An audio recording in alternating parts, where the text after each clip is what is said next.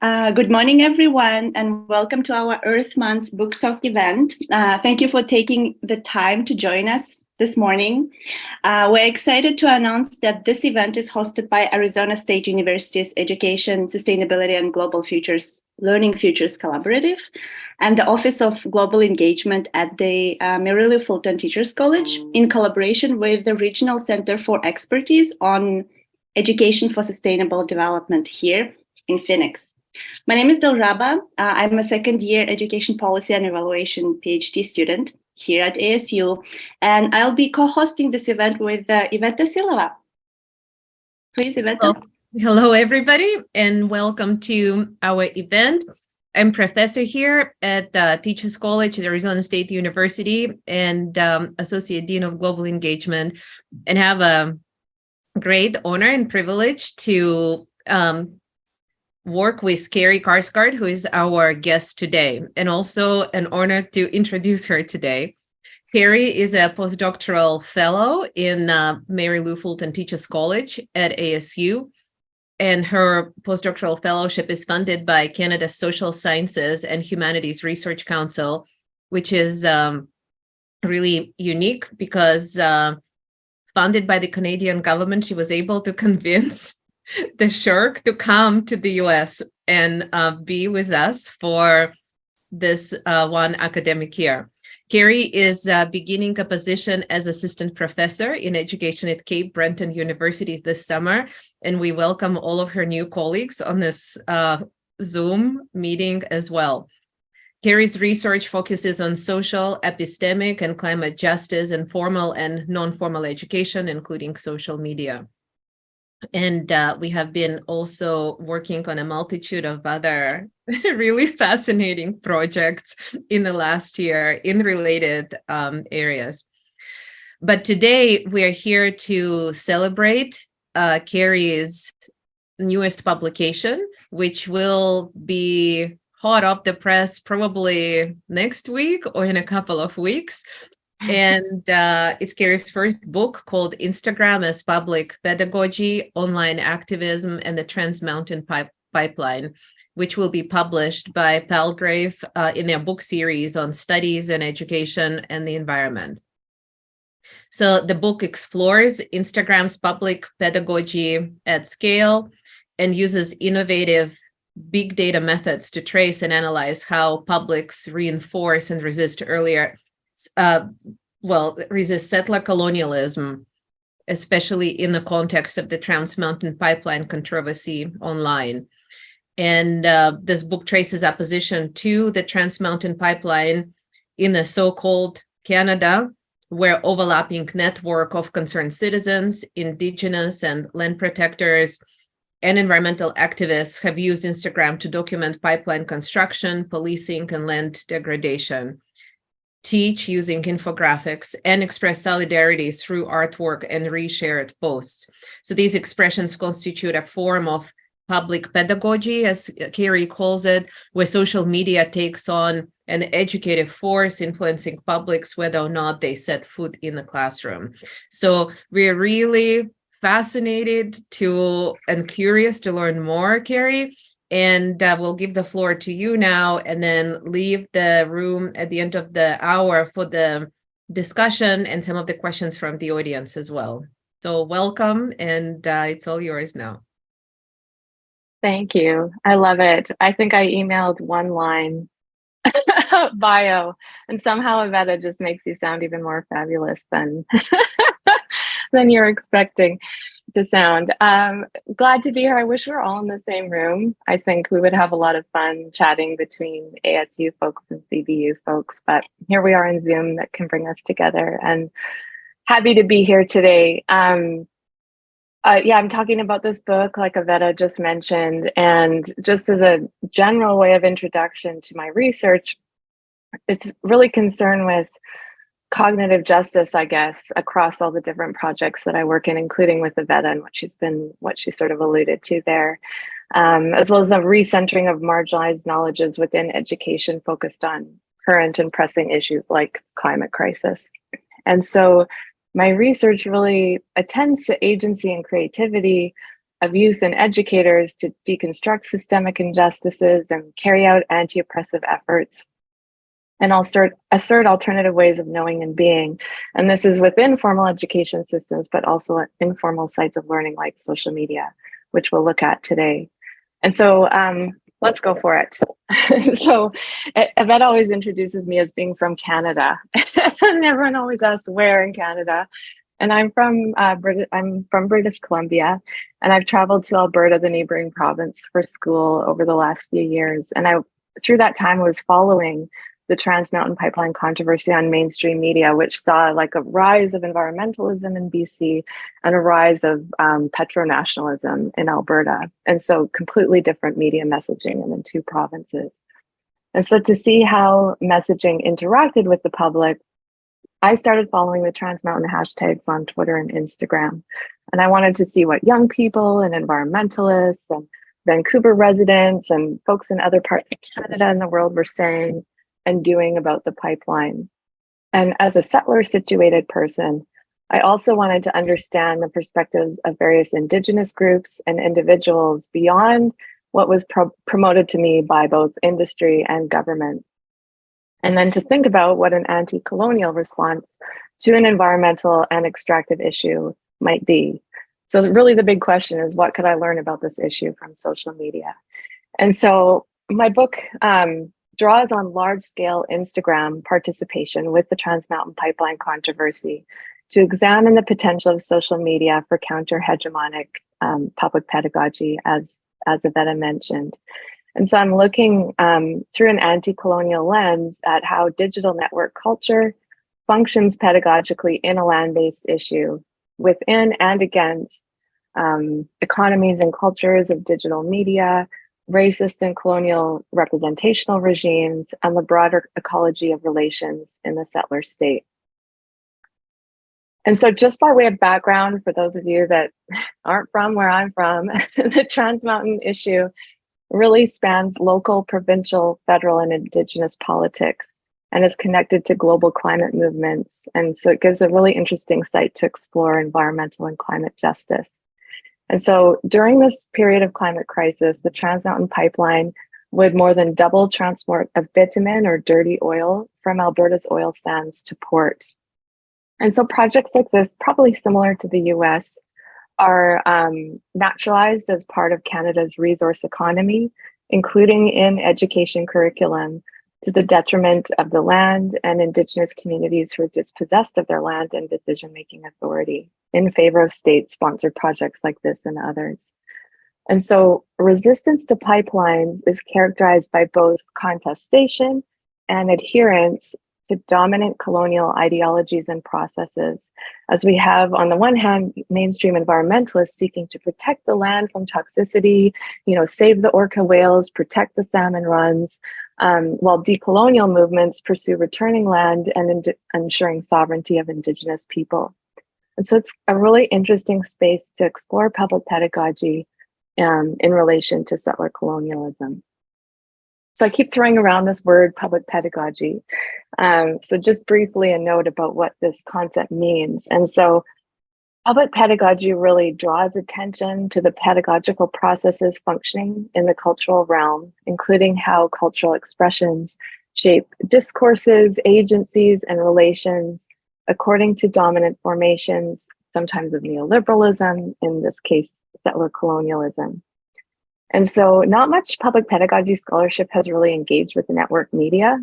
And so it's really important to think about the particularities of media platforms and their role in shaping publics, the tools they offer for pedagogical use, as well as things like the invisible impact of platform monitoring, data collection, and algorithmic functioning.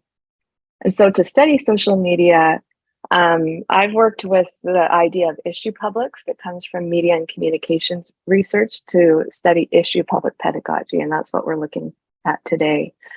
And so what issue publics are publics that form ad hoc around emergent issue-based hashtags like hashtag #MeToo or hashtag #NoDAPL, or in this case, hashtag #StopTMX. And so all kinds of actors can contribute to a public discourse through hashtags on Instagram, whether by reinforcing dominant messaging, or by appropriating social media as a tool to articulate counter narratives. And so while these issue publics form according to user agency online, as in I choose to use this hashtag, they're also shaped by algorithms and platform affordances as social media platforms like Instagram recommend hashtags and promote content in really opaque ways. And so I'm not going to get into the details of the methods today. If you have methods questions about the book, I'm happy to answer them. But today we're going to look at all the posts from 2018 to 2020 that were hashtag StopTMX and use some different methods of digital analysis to look at those. And so we're going to start with hashtags. And hashtags are a really purposeful initial way into an issue because they're the prime connective affordance on Instagram, whereby users will make their posts public and network their posts according to issues and topics of concern. And so when a user puts two hashtags together in a post, that connection between those hashtags can be understood as discourse as they sort of create the issue or issuefy the Trans Mountain Pipeline in different ways. And then by mapping these hashtag discourses, we can get a sense of the contours of ideas and related issues in the public pedagogy of Instagram. And so this graph, just to give you a sense how it works, and I'll make our way around it a little bit, it uses algorithmic visualization of patterns of hashtags. And so the lines linking hashtags indicate that both of those two hashtags were used together in a single Instagram post. And where the lines are a little bit thicker, we know that those hashtags were multiply used together in posts.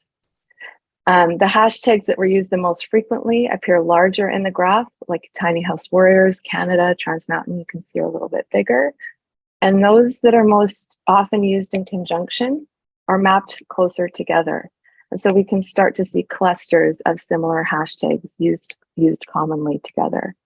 And so those clusters are colored according to issue communities that can help us understand sort of the different contours of ideas circulating in relation to the Trans Mountain. And so we're not going to look at the whole graph. We'll have to read more in the book in order to dig through the whole graph, but we'll look at a couple of sectors of the graph today. And so at the top of the graph, we have a number of hashtags in green surrounding the Tiny House Warriors.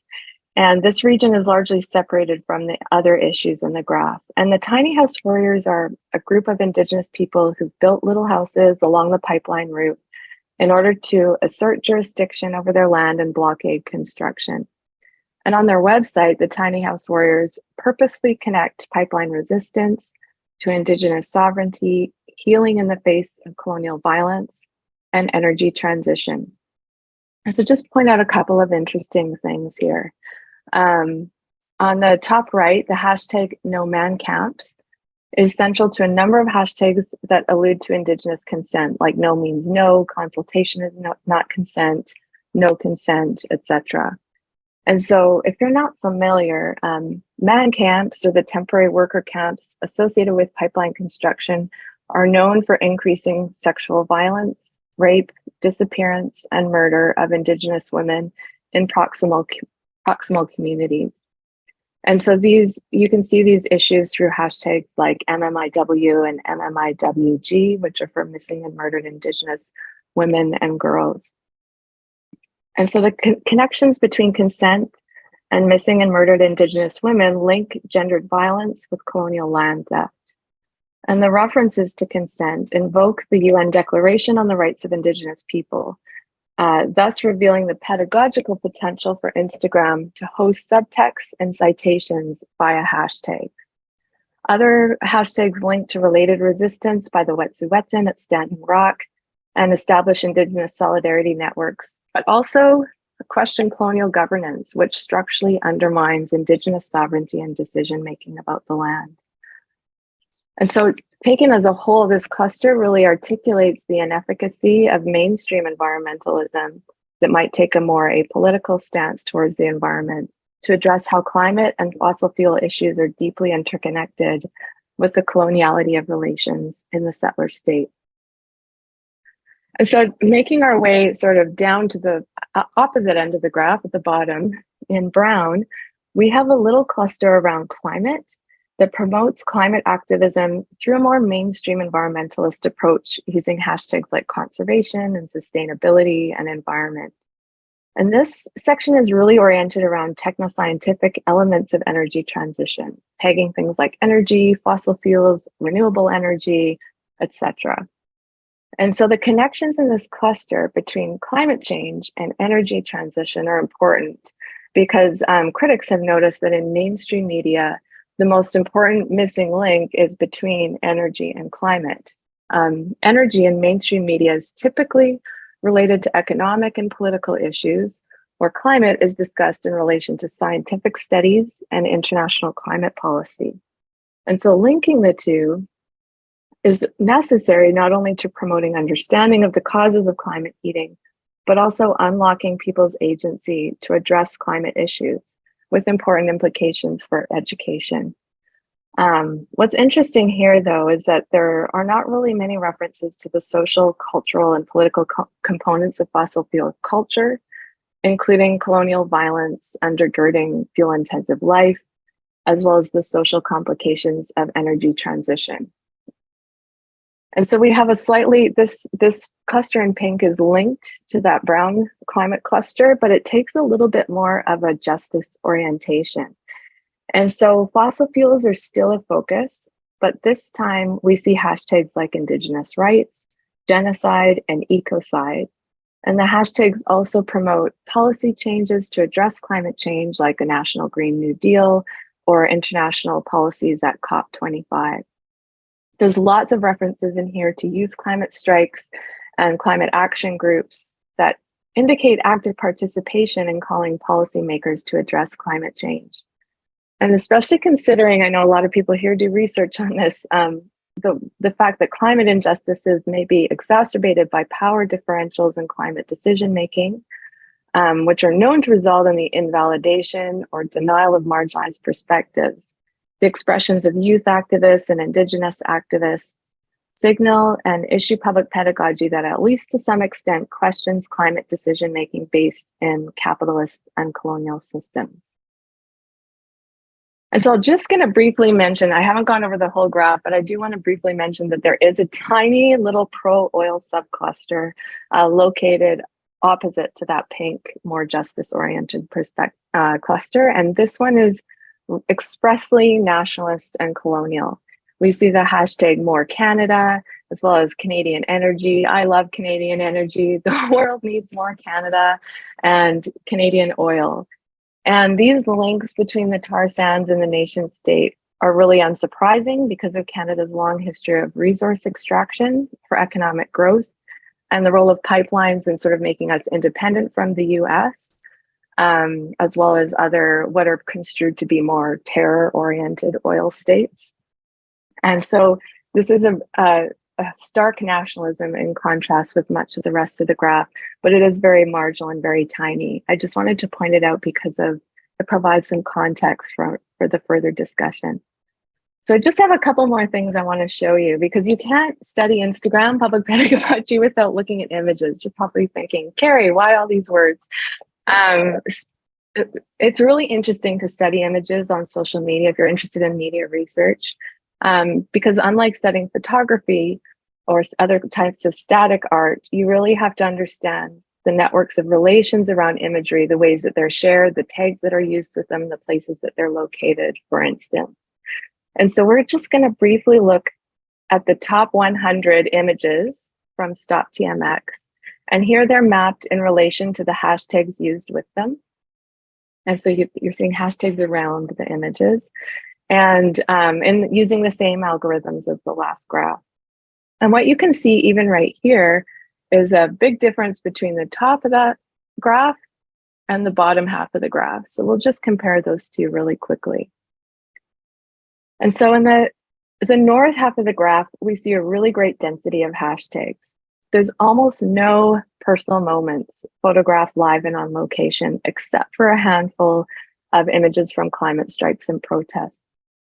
Instead, it seems that influential accounts really dominates Stop TMX issue public pedagogy with really carefully crafted visuals that are frequently hashtagged for maximum reach.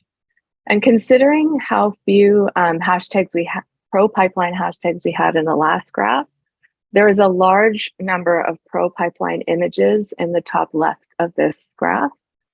And these are visually branded and hashtagged with nationalist slogans like More Canada, similar to what I just mentioned. And so the prevalence of pro-oil posts in the top 100 images may indicate that users are liking posts by a handful of influential accounts rather than making posts themselves. But it might also be that these posts are liked by purchased followers or botted accounts in order to boost their presence in Instagram algorithms. And so it's really interesting because we can see here really that pro-pipeline public pedagogy is really visually homogeneous, shaped largely through campaigns, and showing the potential of the platform to host carefully constructed, targeted messaging and potentially mis and disinformation as well. By contrast, we have all kinds of anti-pipeline imagery in this graph. And it represents a variety of visual tactics that are very common to Instagram. We have memes, we have information cards, images cross-posted from Twitter, and a few really iconic protest images that have circulated all over mainstream media and onto Instagram. And so despite this diversity, these images really remain within the bounds of the expected. And so they really adhere to familiar visual norms of Instagram. And so this adherence to Instagram norms raises the question, to what extent is resistant visuality possible within Instagram's platform public pedagogy?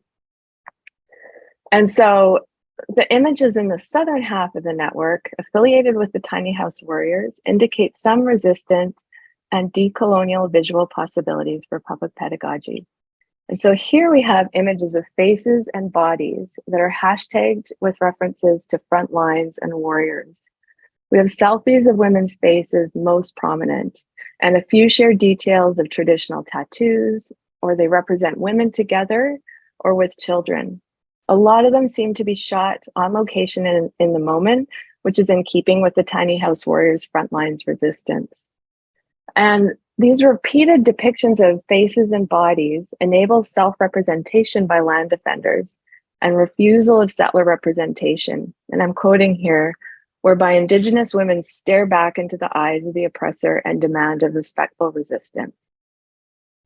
And so Instagram's public pedagogy might be described as aesthetic in the political sense of Rancière, where artistic expressions interrupt the existing hierarchical, colonial, and classificatory structuring of the world that rationalizes inequalities and locates knowledge only in particular subjects.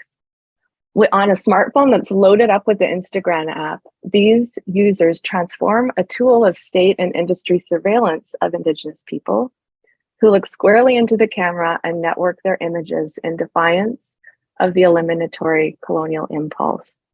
And so here, decolonial public pedagogy reflects an active and embodied interaction with technology to not only communicate Indigenous self-representation, but also the ontological reality of being on the land.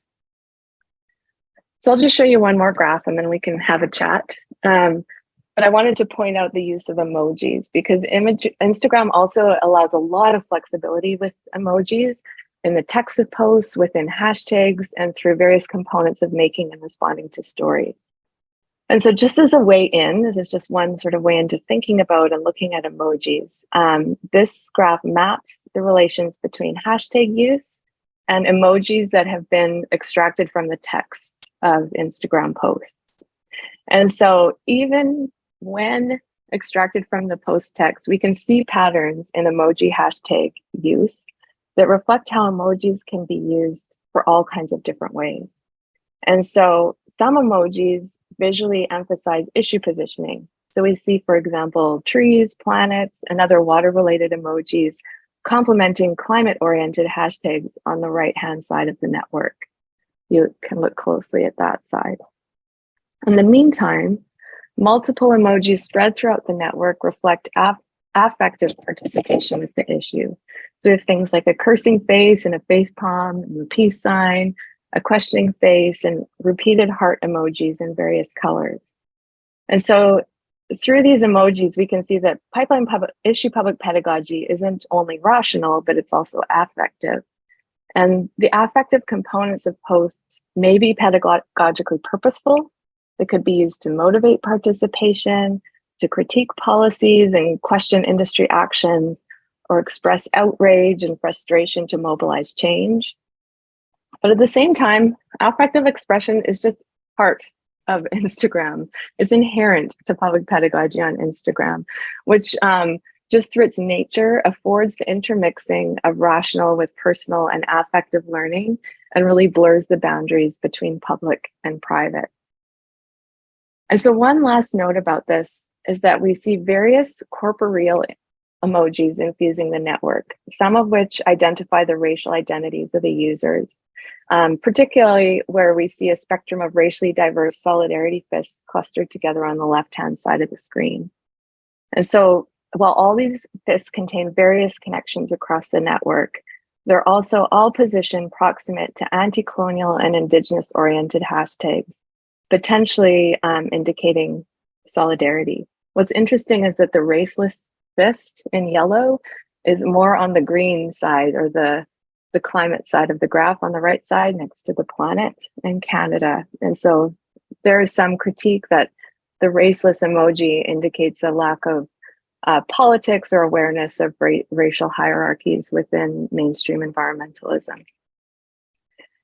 What's interesting here from the perspective of public pedagogy is that by supplementing text with an emojied action of raising a fist, the emojis kind of enable like embodied participation with the issue within a digital platform, making for public pedagogy that integrates issue alignment with individual embodiment and enables users to situate themselves in relation to the issue. And so using digital methods, it's amazing how much you can see as far as the scope of public pedagogy around the Trans Mountain Pipeline. And we can see how some of the visions and enactments are really decolonial, decommodifying the land, reconfiguring relations, and challenging colonial racism. And we can also see how aesthetics are part of that politic through imagery that uses and subverts and appropriates the platform's visual vernaculars, while also challenging colonial representational regimes, all while addressing the issue of the pipeline. And so, created by diverse users, networked in multiple ways across the platform, and co-constructed with algorithmic and afforded elements of the platform, issue public pedagogy really blends human and non-human agents as the Instagram users are blended with the agency of the platform. And I think, there's a lot we could think about with regards to how this applies to education, but I think we can learn a lot about how environmental education might become more anti-colonial, as well as education around social media and digital citizenship. And maybe that's something that we can talk about today as we have many education folks in the room. And I'll stop for now. Wow, Carrie, this is so amazing. Thank you very much. So interesting. So maybe I can start with the first question. So while discussing how this colonialism, capitalism, white supremacy, and you talked about white environmentalism as well, they're all entangled together historically, creating ecological imperialism. And you emphasize this extractivist state and this how extractivist state form identities, as you said, this proud Canadian pipeline nation and versus Indigenous land and Indigenous rights. So do you think Instagram is a successful space to resist this pipeline state, Canadianness? Yeah, that's a good question, and one with a complex answer. I think it is a space full of contradictions, even as I was sharing there around aesthetics, I found just the political aesthetics of Instagram fascinating. The idea that there is quite a bit of flexibility on Instagram, and yet the cultures surrounding posting, especially, I didn't talk about it today, but the way that Instagram favors spectacular and shiny imagery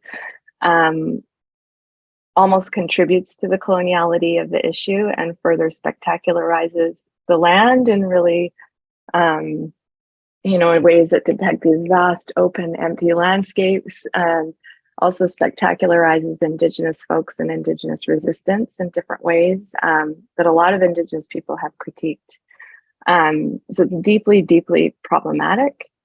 And yet at the same time, like I shared today, there is space on there to work within that problematic space for resistance, for, as I talked about, the women in the tiny house warriors representing themselves against that sort of colonial spectacular vision.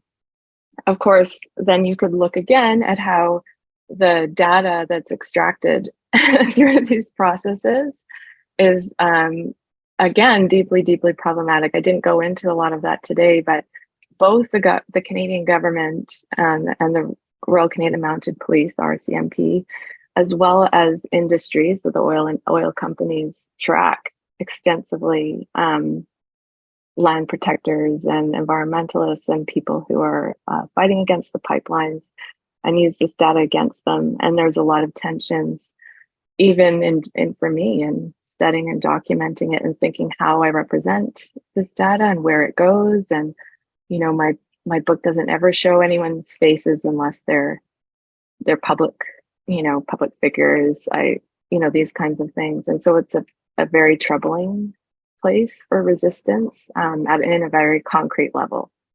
People are in danger. So there's no easy answer for that. And I think the one thing that I've taken from that in response to your question also is that I think sometimes in some strains in education, I see this like unquestioning adoption of technology that is really troubling, that mentions, oh yeah, there's corporations and they take our data, but then they quickly bypass that and move on right away to the creativity and resistance available on social media. But I think we might need to take some of those critiques more seriously and think about ways to create alternative platforms or alternative spaces of exchange and knowledge exchange that are outside of that surveillance and capitalist system, and or put better controls on what we have. But yeah. This is fascinating, Carrie, but maybe we can talk about the ethics a little bit more, since you raised it, in your last answer, because in your book, you do discuss kind of how you have dealt with some of the issues of informed consent, for example, right? Saying that it seems unreasonable to procure informed consent by all Instagram users whose data is included in research, right? Yet you make a decision to consistently anonymize data in your study when representing results to work against the surveillance of Instagram users. But you also write how not all Instagram profiles, and you just talked about it, also represent actual users, right? How profiles may represent bots, organizations, inactive profiles, deceased users, avatars, or fake profiles, none of which could provide informed consent. So can you tell us maybe a little bit more about how you navigate all of these ethics, and what does it mean practically for you as a researcher? Yeah, it's fast. This is a fascinating area. And I know there's at least one person here who's interested in social media research, if not more, but you will, at least if you get into this, spend a good deal of time weeding through the ethical conundrums and the ethics, I should say, of the university versus other types of ethics are separate. The university just wants to know you'll keep things anonymous and not get them in trouble. And it's pretty easy to pass university ethics with digital data because they're not asking some of these bigger questions around how are communities impacted, how are marginalized people impacted, how are how do we protect the identities of folks who might be represented in images in different ways.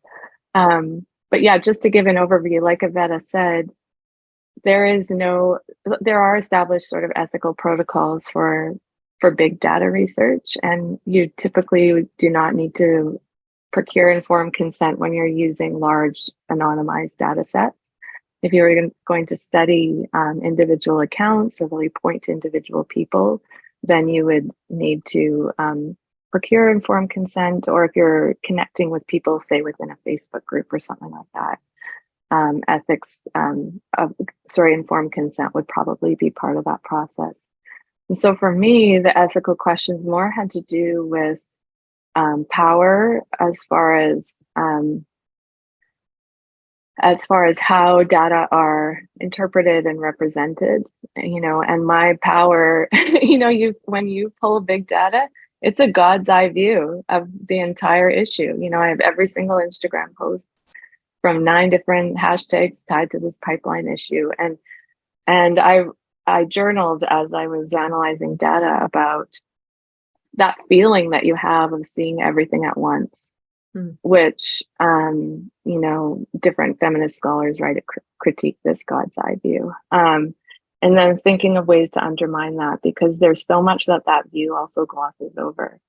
And so I'm really interested in critical, but also feminist and anti-colonial approaches to big data research that undermines that God's eye view from an ethical perspective. So how do we dialogue those big network graphs that you saw today with individual posts? And I read hundreds of posts.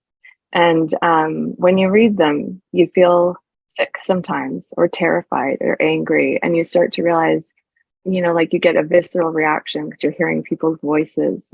And putting those two things in dialogue, that zoom out and that zoom in, I think can help hold the researcher accountable for how you're representing the data of those people. And then practically speaking, when you go to represent big data or represent individual posts, it brings your writing to life to show an individual image or to quote someone's Instagram post. And so best practice is to, when you're quoting a post, modify it a little bit, change it a little bit so it can't be searched in a search engine and that people can't find it again. Not so much that you're modifying, the meaning or the intent or the content of the post, but just to make it more difficult to search. And then same with images. People can reverse search images, so you don't want to post images of people, especially who might be surveilled or subject to police violence. And so, thinking of ways, for me, I showed all the images in aggregate and kept them small, and then I would describe the images in the text, which also felt like a way of protecting those people's creativity,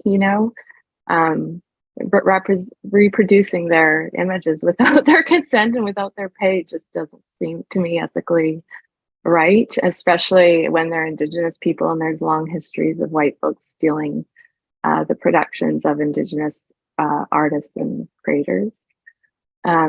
So in keeping with some other scholars that only describe imagery, that was sort of one of my ethical processes. But other ways, of course, could be to blur faces or blur details and those kinds of things when sharing images.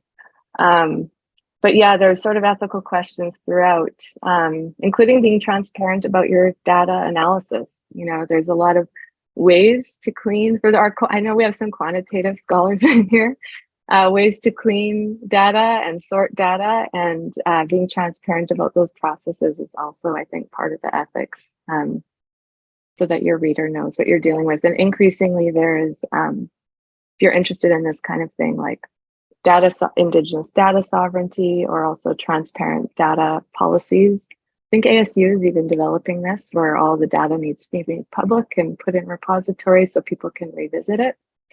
There will be, I think, important ethical questions about sharing social media data in that way as well. Wow. Good luck if you're doing social media research. Professor Fishman, do you want to go ahead? Do I have an option? No. Then don't ask that question. Carrie, I haven't read the book, so probably what I'm going to ask is in the book. I don't know if the book was distributed or not before, so apologies if I ask you something that I should have read. Congratulations, the project seems fascinating, very interesting, very original in many ways. And I'm going to go old-fashioned here. I'm asking questions that are more conceptual because your tools could be really methodologically super sophisticated, but at the end you go back to concepts and ideas that have a long history. The first one is it's like we know that resistance is always there. Resistance is always in any social dynamic. You are going to have people favoring and people resisting. And we know that resistance has a lot of limitations. And I know that you mentioned Rancière on the aesthetic. Rancière also works on issues of resistance, or at least, it's not the central topic, but it doesn't look like you are using Rancière in that way. So resistance from where, and what's the alternative to resistance? Are you moving in that? And the other is your use of public and public pedagogy. That is a lot more controversial and more complicated, and there are hundreds of different perspectives. So public in what sense for you? Who is the public pedagogue in this case? Because it's not an organized, it's not structured, it's not, it's organic to what? What's that public? So resistance and public are the two issues that I would like you to elaborate a little bit more. Sure. I'll start with public and work back. How about that? When you read my book, Gustavo, there's a section on publics and thinking about how publics are constituted in a time of network media.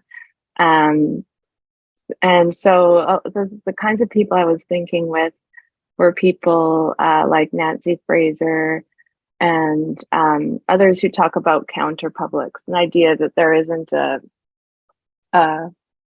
homogenous public, that maybe there never has been, but even less so now that we don't necessarily share an information stream to the same extent that folks would have in the past. We have received all these individual algorithmically determined, filtered out pieces of information and discourse, that are shared through social media, also mainstream media and other places. And so publics, to a certain extent, are discursively formed and through these different types of media. And so building on Fraser, who talks about like the presence of multiple counter publics that would have different perspectives on an issue, various media scholars have talked about how publics are shaped not only through discourse, but also through the platforms themselves and the influence of algorithms, and how publics are not only discursive, but are also,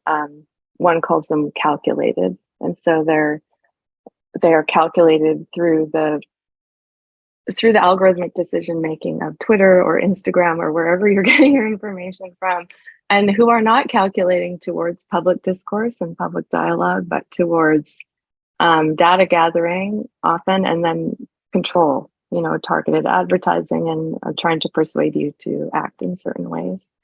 And so it's a really troubling time to think about who the public is, I think, and what it is, and think about ways to have dialogue across those spaces. Like, I love to talk to some of the democracy people in here, like Tara, who is thinking really deeply about how publics connect across these sort of individualized and personal publics that are being created through social media right now. And so those, I guess I'm thinking of public pedagogy in that sense, the publics as these algorithmically shaped, discursively formed, aesthetically formed, not necessarily centralized or connected whole publics. For better or for worse, that's what we're looking at, I think, right now. As far as resistance, my book wasn't really working with, social movement theories or theories of resistance, but more thinking about more anti-colonial, I suppose, understandings of the problem and how that is driving types of resistance. And so, there's really what we see in British Columbia, and a number of commentators have commented on this, and a few scholars have examined it, is that there is a congealment of environmentalism, anti-pipeline activism, anti-deforestation movements that are all kind of coming together around decolonial movements and around the issue of land and Indigenous decision making. And so Naomi Klein has said, for instance, that like the resistance in BC is really shaped by a deep, deep love for the land. Many people love the land in BC. People love nature, I suppose, as other people might call it. And that deep love is connecting with a strong, Indigenous movement where Indigenous people in BC haven't really signed many treaties with the Canadian government and therefore have quite a bit more power in some ways, less power in other ways than in other parts of Canada.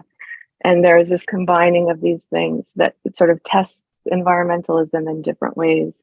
And I'm really interested in the ways that that environmentalism is being shifted in relation to Indigenous land-based movements, and where places of solidarity are forming, so that we saw, for instance, where the old growth forests were being logged last summer, all kinds of non-Indigenous people standing on the front lines because the police brutality against Indigenous people was so much worse, and forming these types of solidarity, I guess, barricades to protect and care for one another as people stood up against old growth logging. So, I guess that's sort of the space I'm interested in and how that could shape education, because I think that's not quite where we're at in the education curriculum. It's still a lot of resource nationalism, kind of talk of sustainability, maybe sometimes stewardship, but not really addressing the political elements of environment and sustainability issues, I guess. No, that doesn't quite get to your conceptual question. We'll have to have a coffee another time. That's excellent. So we only have a few minutes left, and I know Diraba had some questions. I actually had also more questions, but maybe we can ask if the audience have questions as well, so we don't dominate as much. Does anybody have any? Hong has a question in the chat. Hank, yes. Hank, would you like to ask? Sorry, let me unmute it. So I know that you are, let's say from the perspective of a researcher, when you analyze your data, and maybe after that, and also you can share with us from the perspective of an educator as well, because you talk about public pedagogy and teaching practices maybe as well, right? So could you share with us the most surprising or maybe interesting findings, or the pieces or even minor pieces from your data that you anticipated the least?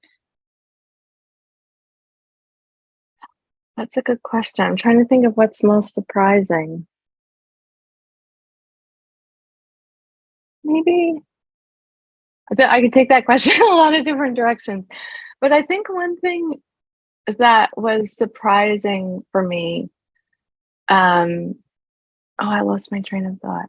Yeah, no, that maybe what was surprising, I don't know if surprising is the right word, but something that I hadn't anticipated with regards to doing big data research is coming kind of back to the question of ethics, is that big data research is so naturalized as a method and very unquestioned in a lot of ways. We see these big data visualizations, we find them all encompassing, and they speak to the sort of the truth of these matters. And one thing I was struck with when going back and forth between the big data visualizations and then the individual posts by people, when I would read through little subsets of the data, for example, from a specific location or in relation to a specific hashtag, I'd wonder, why is this hashtag used? And I'd start to read the post. And I'd realize sometimes I didn't fully understand why. And so, for example, there were all this hashtag savage fam was used all the time. And I wondered, I thought savage fam, because there are lots of women warriors and savages, that Indigenous people were using almost tongue in cheek, people call us savages, we'll call ourselves savages. And that's how I thought they were using the hashtag savage fam. And that's how I was interpreting it as I was going through the data. And then one day I was scrolling my own Instagram feed and the band Savage Fam was coming to town. And I realized, it's nothing, it's a band. And I didn't know that.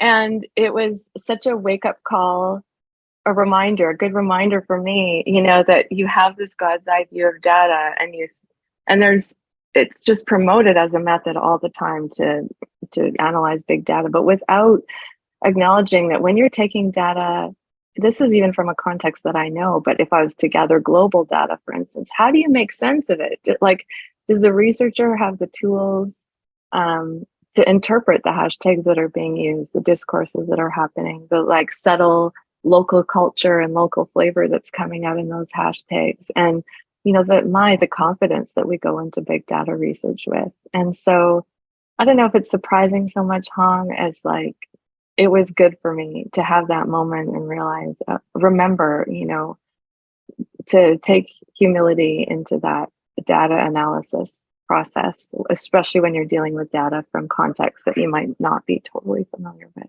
But yeah, thank you. And thank you, Tara, for the link about democracy in online spaces. I'm going to save that tab to my collection of saved tabs. That's amazing. As you said, you're not going to touch methodological framing of your research, but as we're a lot of graduate students, this is so interesting to learn, especially researching this connection, placeless Instagram with place-based concerns of Indigenous groups living around the pipeline. The idea is so creative and I think transformative. Mm-hmm. So maybe we have a little bit of time. Maybe can you talk more about the visual methodologies, this techniques you used? Why did you decide to choose these techniques, and were they beneficial? Yeah, my broader methodology is founded in sort of Bruno Latour and this idea of the social world is performative, that we're always creating the social world through our participation in it. And so using digital traces to just trace how people are doing that in the moment is essentially what my methodology was. And so sometimes I worked with digital traces like hashtags, as you saw, and location tags, but also with images. And there's some people doing really great research around visual methodologies in social media. Jillian Rose, who works in visual methodologies, has extended into social media. And then there's other sort of media studies people who've done that work. And essentially, as I kind of briefly mentioned earlier, you can't just it's a little harder to justify looking deeply at one Instagram image because, if any of you have social media, you might scroll past an image without even caring about it, or you might see the image because an algorithm gave it to you, or you might look at the image for ages because for some reason it just struck you. And so there's like this dynamism, I guess, around social media images and the fact that they're networked in different ways, you know, through hashtags and images, location tags and these kinds of things. So I worked with images in a few different ways, experimenting in the book. One you saw today, you know, looking at the ways that images interacted with hashtags. Another is that I didn't talk about today is looking at the images associated with particular places. I love geography and the interaction of land and knowledge. And so I looked at the dominant images associated with 4 of the most primary locations involved in the Trans Mountain Pipeline. And a visual methodology I used was to layer the top 10 images according to, you know, how many likes they had, with the most liked on top and the 10th all the way down to the 10th. And people working in visual methodologies talk about how this gives you a visual summary and it's an analytical tool to compare different sites. And the differences among these image stacks, you think, oh, you just get this blurry mess of images, but you don't. There's like fascinating differences among what you see coming out of British Columbia or Vancouver versus Blue River, where the tiny house warriors are, or that are linked to the location in Canada. So profound differences in images, and that method is helpful because it enables you to protect the identities of the different people posting the images as well, because now they're layered and they can't be searched. But it's a fascinating way to compare. But there's all kinds of other different visual methodologies. If people are interested, I can point you in the direction of others. One I'm interested in is ArtSpace method of kind of collaging images with text and with emojis as a way of like examining the interactions between different parts of Instagram posts. I have never done that, but that's something I'd like to try. Yeah. Wow, thank you. This is amazing. This Thank was you. wonderful. I also actually wanted to thank Carrie and Irava for organizing and for leading the whole series of Earth Month's book talks. And it's really wonderful to close the Earth Month's book series with this talk. So it was really, really special. So thank you both, Irava and Carrie, for all of your work on this. And thank you, Carrie, for such a wonderful culminating talk at the very end. It was wonderful. Thank you, Carrie, for inviting, including, mentoring. Thank you. It was great working with you, Dilraba. And thanks everyone for coming. I don't know if you can see, Seto just put a really interesting comment in the chat also. Did you want to say something about that before we go? No, it's just a thought. While you were talking, all these ideas came to my mind and I started searching. I just want to say that bullying and religion are 2 big things with Instagram in the Arab world. But I didn't know that only like it's not very common. I know it's not, but for example, Egypt, only 15% use Egyptians, 15% of them use Instagram only. In the Gulf region, it's more, I think, because there are more foreigners there. But yeah, and I want to say that a few weeks ago, when people start attacking each other because of religion, I get crazy and want to comment. So I wanted to comment something. So Instagram said, your tone is aggressive, reconsider your comment, before I posted it. So I deleted it. I didn't post it, which is good. Like it censors, it tries to limit the aggressive, but only in English. In Arabic, it does not. That's why they curse each other a lot in Arabic, which is interesting, I think. But I want to learn more about your work, because I'm just talking about my experience. No, but it's interesting. I know we're out of time, but there are studies that are looking at like the cultural differences and how those interact with political and, you know, other I haven't read any that interact with religion, but I'm sure religious contexts as well that interact in social media. This is not a neutral space, global space, despite how social media is sort of shared as this border crossing democratic, it takes on different flavors in different locations. Thanks, Seto. Thanks all. Well, thank you all so much again. Thanks for joining us, and huge thanks to Carrie for this amazing presentation and for all the work. And thank you to Dirava for being such a great facilitator. Thanks all. Have a good day. Thank you. Bye. Bye.